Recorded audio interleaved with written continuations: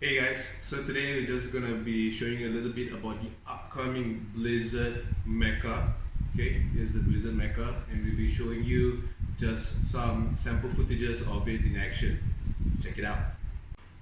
Okay, another feature about the Blizzard Mecha is that it's got an LCD screen at the back here, okay, which you can see it. Now if we were to load in one magazine full of soft darts, okay, inside here, and we also chamber it, it loads that as 15 darts. So now that's a very nifty feature. So after firing 15 shots, it will stop. Alright? And that's how it works. Then you put in another mag in. Okay? As seen in this video.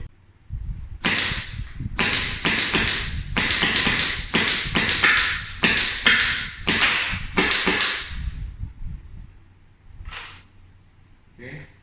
And now it's finished. The good thing about the Mecha kit is that once you're out of that, simply remove the mag, okay? And for safety, always point somewhere else. Squeeze the trigger, and you're ready to keep your blaster without worrying of any darts in the barrel itself.